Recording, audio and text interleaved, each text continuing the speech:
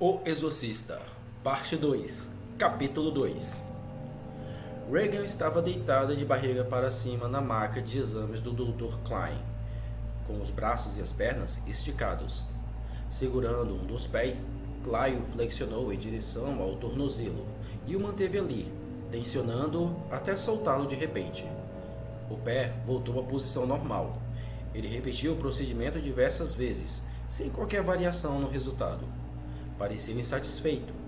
Quando Regan sentou-se depressa e cuspiu em seu rosto, ele instruiu a enfermeira a permanecer na sala e voltou ao escritório para conversar com Chris. Era dia 26 de abril. Ele passara o domingo e a segunda-feira fora de casa, e Chris só conseguiu conversar com o médico naquela manhã, quando contou sobre o ocorrido na festa e o chacoalhar repentino da cama. Estava mesmo se mexendo? Estava sim. Por quanto tempo? Não sei. Talvez 10 ou 15 segundos. Foi só o que vi. Depois disso, ela ficou rígida e urinou na cama. E talvez já tivesse urinado antes, ou não sei.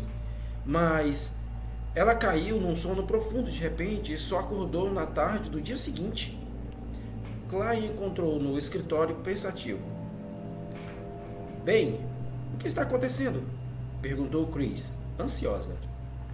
Quando ela chegou, o médico alegou suspeitar de que o chacoalhar da cama tivesse sido causado por um acesso de contrações clônicas, uma sequência de contrações e relaxamentos musculares rápidos. A forma crônica da doença, segundo ele, era o clonus, que costumava indicar uma lesão no cérebro. Bem, o exame deu negativo, contou ele. E descreveu o procedimento explicando que, no clonus, o flexionar e relaxar alternados do pé poderiam acionar uma onda de contrações clônicas. Mas, quando se sentou à mesa, ele ainda parecia preocupado. Já sabe, ela já sofreu alguma queda? Como cair e bater a cabeça? Isso? Não que eu saiba. Doenças de criança? Só as de sempre, sarampo, cachumba e catapora. Tem histórico de sonambulismo? Não até hoje. Hoje? Ela não caminhou enquanto dormia a noite da festa? Sim, acho que já comentei isso. Mas não sei o que faz o que fez naquela noite. E há muitas coisas que não se lembra depois. Regan dormia quando chegou um telefonema de Howard, do exterior. Como está, Riggs? Muito obrigado por telefonar no dia do aniversário dela. Fiquei preso no iate. Pelo amor de Deus, pega leve. Telefonei assim que voltei para o hotel. Aham, sei. Ela não contou? Você conversou com ela? Sim, foi por isso que achei melhor ligar para você. Que merda está acontecendo com ela, Chris? Como assim? Ela me chamou de filho da puta e desligou o telefone. Ao contar o ocorrido a Klein, Chris explicou que, quando Regan finalmente acordou, não se lembrava de conversa telefônica alguma, nem do que havia acontecido na noite da festa. Talvez ela não estivesse mentindo quando alegou não saber quem estava arrastando os móveis, supôs Chris. Não entendi. Bem, digamos que ela própria tenha arrastado os móveis, mas num estado de automatismo, talvez, como se fosse um transe. A pessoa não sabe ou não se lembra do que está fazendo. Mas há uma cômoda bem grande e pesada no quarto dela, de madeira, maciça. Deve pesar quase 50 quilos. Como ela poderia tê-la movido? Força extraordinária. É um sintoma bem comum dessa patologia. É mesmo? Por quê? Klein deu de ombros. Não se sabe. Agora, além do que me contou, você notou algum outro comportamento bizarro? Bem, ela se tornou bastante desleixada. Bizarro, repetiu ele. Doutor, para Regan, isso é bizarro. Ah, espere. Sim, tem uma coisa. O senhor se lembra daquele tabuleiro ou Ouija com o qual ela estava brincando? Do Capitão Howd? O amigo imaginário? Falou o médico assentindo. Bem, agora ela consegue escutar o que ele diz. O médico se inclinou para a frente, cruzando os braços sobre a mesa e estreitando os olhos alerta. Ela o escuta? Sim. Ontem de manhã, escutei Regan conversando com Howd no quarto. Digo, ela estava e parecia esperar como se estivesse brincando com o tabuleiro Ouija, mas, quando espiei dentro do quarto, não havia nenhum tabuleiro. Ela balançava a cabeça, doutor, como se estivesse concordando com o que ele dizia. Ela o viu? Acho que não. Estava com a cabeça um pouco inclinada para o lado, como faz quando escuta música. O médico assentiu pensativo. Sim, compreendo. Algum outro fenômeno como este? Ela vê coisas, sente cheiros? Sim, cheiros. Ela não para de dizer que tem algo cheirando mal em seu quarto. Cheiro de queimado?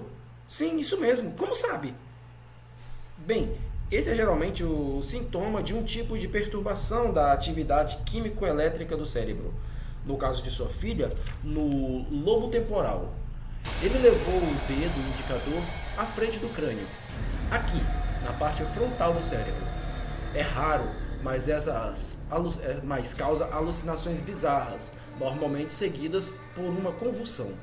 Acredito que seja por isso que costuma ser confundida com esquizofrenia, mas não é esquizofrenia. É causada por uma lesão no lobo temporal. Como o exame para detectar o clonus não foi conclusivo, acho melhor pedir um eletroencefalograma. Ele vai nos mostrar como estão as ondas cerebrais dela. É um exame muito bom para detectar funções anormais. Mas o senhor acha que isso, então, o lobo temporal e... Bem, ela tem a síndrome, senhora McNeil. Por exemplo, o desleixo, a rebeldia, o comportamento antissocial constrangedor, o automatismo e, claro, os espasmos que fizeram a cama chacoalhar. Em geral, tal comportamento é seguido por urina ou vômito, e depois por um sono profundo. Quer fazer o exame agora? Perguntou Chris. Sim, acredito que deveríamos realizá-lo de imediato, mas ela vai precisar ser sedada. Se sua filha se mexer, os resultados serão comprometidos. Posso dar a ela 25 gramas, digamos, 25 miligramas de Librium. Meu Deus, faça o que precisar, respondeu Chris abalada. Ela o acompanhou até a sala de exames, e quando Regan o viu preparando a seringa, gritou uma série de obscenidades. Ah, querida, isso é para ajudar você, falou Chris. Ela ajudou a segurar a filha enquanto Klein aplicava a injeção. Volto já, disse o médico. Enquanto a enfermeira empurrava o carrinho do equipamento de eletroencefalograma para dentro da sala, ele saiu para atender outro paciente. Quando voltou, pouco depois, o Librium ainda não tinha surtido efeito. Klein pareceu surpreso. Foi uma dose bem forte, explicou a Chris. Ele injetou mais 25 miligramas e saiu. Ao voltar e encontrar Regan dócil e tranquila, colocou eletrodos em seu couro cabeludo. Colocamos 4 em cada lado, explicou ele. Assim conseguimos fazer uma análise das ondas cerebrais dos hemisférios direito e esquerdo do cérebro e compará-las. Isso porque as diferenças podem ser significativas. Por exemplo, tive um paciente que sofria de alucinações. Ele via e ouvia coisas. Bem, encontrei uma discrepância na comparação dos exames dos lados direito e esquerdo e descobri que, na verdade, o homem tinha alucinações em apenas um lado da cabeça. Que impressionante! Exclamou Chris, espantada. É mesmo. O olho e o ouvido esquerdo funcionavam normalmente. Apenas o lado direito sofria de alucinações e ouvia coisas. Bem, vamos ver, disse Klein, ligando a máquina e apontando para as ondas na tela fluorescente. Repare que os dois lados estão juntos. Estou procurando ondas com picos, explicou. fazendo o desenho das ondas no ar com o indicador. Sobretudo, ondas de amplitude muito alta, aparecendo a cada 4 ou 8 segundos. Se estivessem, o problema está no lobo temporal. Ele analisou o padrão da onda cerebral com cuidado, mas não percebeu disritmia, nenhum pico, nenhum platô. Quando fez as comparações, os resultados também foram negativos. Klein franziu a testa. Não conseguia entender. Repetiu o procedimento. E não viu mudança. Chamou uma enfermeira para cuidar de Reagan e voltou ao escritório com a mãe. Chris sentou-se e disse: "Então, qual é a conclusão?" Klein estava sentado no canto da mesa, com os braços cruzados e uma expressão pensativa. "Bem, o eletroencefalograma teria comprovado o problema", respondeu ele. "Mas, para mim, a ausência de disritmia não significa que ela não o tenha. Pode ser histeria, mas o padrão antes e depois da convulsão dela foi muito claro." Chris franziu a testa. "O senhor não para de dizer isso, doutor. Convulsão? Qual é exatamente o nome da doença?" "Bem, não é uma doença", respondeu Klein sério. "Então como o senhor a chama, especificamente?" "As pessoas a conhecem como epilepsia." "Ah, santo Deus!" "Calma, não precisa entrar em pânico. Percebo que, como a maioria das pessoas, sua ideia de epilepsia é exagerada e provavelmente muito errada." "Não é hereditário?" perguntou Chris, fazendo uma careta. "Este é um dos mitos", explicou Klein com calma. "Pelo menos é o que a maioria dos médicos parece pensar. Olha, quase qualquer pessoa pode ser levada à convulsão. Sabe, a maioria de nós nasce com um limiar muito alto de resistência a convulsões, mas algumas pessoas têm pouca resistência. Assim, a diferença entre você e um epilético é uma questão de gradação. Só isso, gradação, não é uma doença." "Então, o que é isso tudo? Uma maldita alucinação?" "Trata-se de um distúrbio controlável. E existem muitos tipos, senhora McNeil. Por exemplo, a senhora está sentada aqui e, digamos, por um segundo parece perder a consciência. Não ouve um pouco do que dizemos. Este é um tipo de epilepsia. É um verdadeiro ataque epilético." "Bem, não é o que ocorre com Reagan, doutor. Não acredito que seja. E por que começou tão de repente?" "A senhora está certa. Ainda não temos certeza do que ela tem, e afirmo que talvez estivesse certa desde o princípio. É possível que seja psicossomático, mas duvido. E, para responder à sua pergunta, qualquer mudança na função do cérebro pode causar um ataque epilético. Preocupações, fadiga, estresse emocional, até determinada nota de um instrumento musical. Tive um paciente que só tinha convulsões dentro do ônibus quando estava a um quarteirão de casa. Bem, finalmente descobrimos o que estava causando o problema: a luz de uma cerca branca que se refletia na janela do ônibus. Em outro momento do dia, ou quando o ônibus estava em uma velocidade diferente, ele não sofria convulsões, entende? Ele tinha uma lesão, uma cicatriz no cérebro causada por uma doença na infância.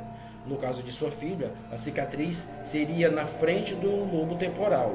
E, quando ela é afetada por determinado impulso elétrico de certa duração e periodicidade, uma série de reações anormais dentro do foco do lobo acontece.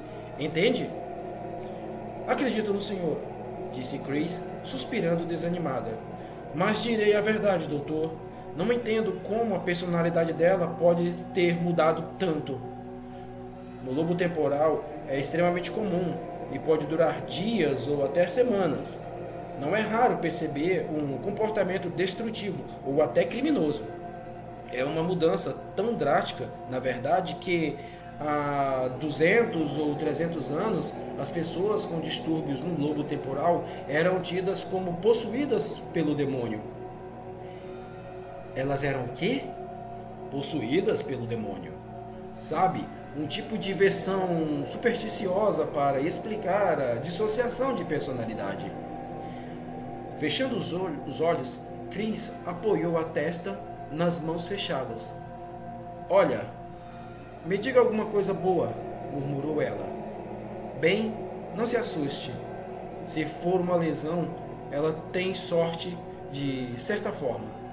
Nesse caso, só precisaremos remover a cicatriz. Ah, que ótimo! Ou pode ser apenas pressão no cérebro. Olha, gostaria de fazer alguns raios X do crânio de Regan.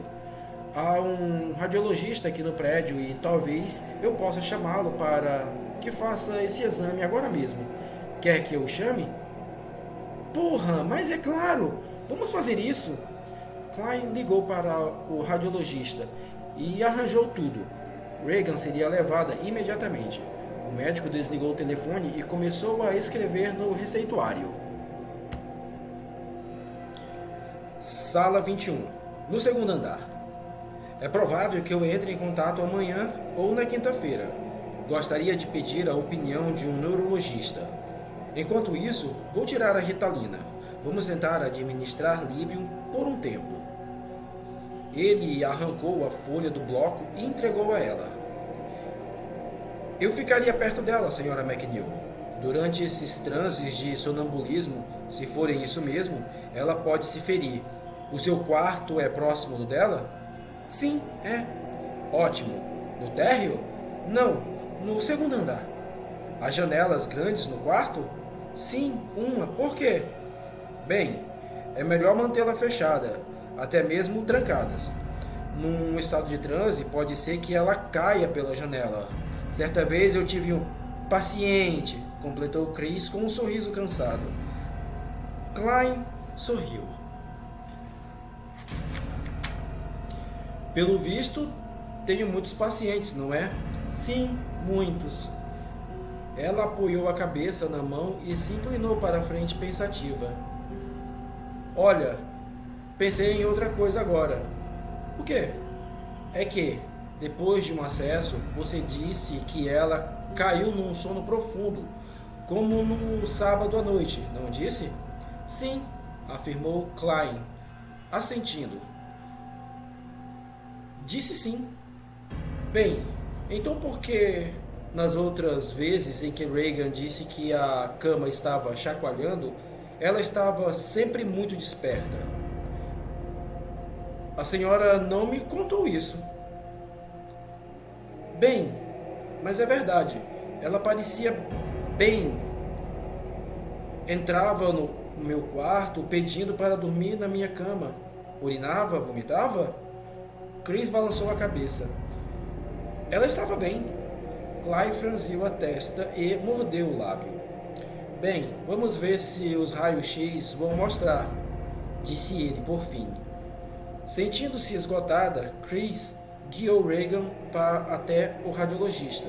Ficou ao lado dela durante o procedimento e levou-a para casa. A filha permanecera estranhamente calada após a segunda injeção, e Chris começou a se esforçar para conversar com ela. Quer jogar banco imobiliário, querida? Balançando a cabeça devagar, Regan olhou para a mãe com os olhos sem foco, um olhar extremamente distante. Estou com muito sono. Sua voz era tão distante quanto o olhar. Ela virou-se e subiu a escada em direção ao quarto. Observando a filha com preocupação, Chris pensou, deve ser o Librium. Então, por fim, suspirou e entrou na cozinha. Serviu-se de café e sentou-se à mesa com Sharon. Como foi a consulta? Perguntou Sharon. Ai, céus! Chris colocou a prescrição na mesa. Melhor ligar para a farmácia e pedir este remédio, disse ela, e contou o que o médico explicara. Se eu estiver ocupada ou fora de casa, fique de olho nela. Está bem, Cher? Klein pediu e de repente lembrou-se. Aliás, Chris levantou-se e subiu a escada até o quarto de Regan, onde encontrou a filha adormecida embaixo dos cobertores. Foi até a janela, trancou-a e olhou para baixo pelo vidro. Na lateral da casa, a janela dava vista direta para a enorme escadaria que levava à rua M. Preciso chamar um chaveiro o mais rápido possível. Chris voltou para a cozinha e incluiu a tarefa de arranjar um chaveiro à lista de Sharon. Combinou com Willie o cardápio do jantar e retornou uma ligação para o seu agente a respeito do filme que fora convidada a dirigir. E o roteiro? Perguntou ele. É ótimo, Ed. Vamos fazer. Quando começa? Bem, a filmagem da sua parte começa em julho. Por isso você precisa começar a se preparar desde já. Já? Sim, já. Não é atuação, Chris. Você está envolvido em grande parte da pré-produção. Terá que trabalhar com os cenógrafos, os figurinistas, com o maquiador, com o produtor, e terá que escolher um cinegrafista e um editor, com quem vai detalhar as cenas. Você sabe como é o esquema. Ai, droga, ela disse desanimada. Algum problema? Sim, Ed, é a Reagan. Ela está muito doente. Caramba, sinto muito. Tudo bem. O que ela tem? Os médicos ainda não sabem. Estou esperando os resultados de alguns exames, mas não posso deixá-la, Ed. Quem disse que você deve deixá-la? Não, você não entendeu. Preciso ficar em casa. Reagan precisa de minha atenção. Olha, não posso explicar. É complicado demais. Por que não esperamos um tempo? Não podemos. Eles querem uma exibição no Music Hall, perto do Natal, e acham que estão falando sério. Ah, por favor, Ed, eles podem esperar 2 semanas. Olha, você me atormentou dizendo que queria dirigir, e agora, de repente, sim, eu sei. Eu quero dirigir, Ed. Quero muito, mas você terá que dizer a eles que preciso de um pouco mais de tempo. Se eu fizer isso, vamos estragar tudo. É a minha opinião. Olha, eles não querem você. Isso não é novidade. Só estão insistindo pelo Moore. E acho que se falarem para ele que você ainda não está muito certa, ele sairá da jogada. Olha, faça o que quiser. Não me importo. Não há dinheiro envolvido a menos que seja um sucesso. Mas se quiser esse trabalho, me ouça. Se eu pedir mais tempo, acho que estragaremos tudo. Então, o que devo dizer a eles? Chris suspirou. Cacete. Sim, sei que não é fácil. Não é. Certo. Olha só, Ed. Talvez se... disse Chris, pensando. Então balançou a cabeça. Deixa pra lá, Ed. Eles terão o que esperar. Não tem jeito. A decisão é sua. Depois me conte o que eles disseram. Claro. E sinto muito por sua filha. Obrigada, Ed. Cuide-se. Você também. Chris desligou o telefone num estado de depressão. Acendeu um cigarro e disse a Sharon. Conversei com Howard. Contei para você? Ah, quando? Você contou a ele sobre Reagan? Sim. Disse que ele precisa vivê-la. Ele vem? Não sei. Acho que não. Esperava que ele ao menos fizesse um esforço. Pois é, disse Chris suspirando. Mas precisamos entender o lado dele, Cher. Como assim? A história toda de ser o Sr. Chris McNeil. Riggs fez parte disso. Ela estava sempre envolvida e ele não. Éramos sempre nós duas nas capas das revistas, tal mãe, tal filha. Ela bateu as cinzas no cigarro com um dedo. Ah, que loucura, vai saber. É tudo confuso, uma bagunça, mas é difícil me indispor com ele, Cher. Não consigo. Chris pegou um livro próximo ao cotovelo de Cher e perguntou: O que está lendo? Ah, já ele me esquecendo. É para você. A Sra. Perry o deixou aqui. Ela veio aqui? Sim, hoje pela manhã. Disse que foi uma pena não a ter encontrado em casa e que precisaria viajar, mas que telefonará assim que voltar. Chris assentiu e leu o título do livro: Um estado sobre a adoração ao demônio e outros fenômenos ocultos. Ela o abriu e encontrou um bilhete escrito à mão. Querida Chris, Fui à livraria da biblioteca da Universidade de Georgetown e escolhi este livro para você. Tem alguns capítulos sobre a Missa Negra. Não é o melhor, mas é melhor ler tudo.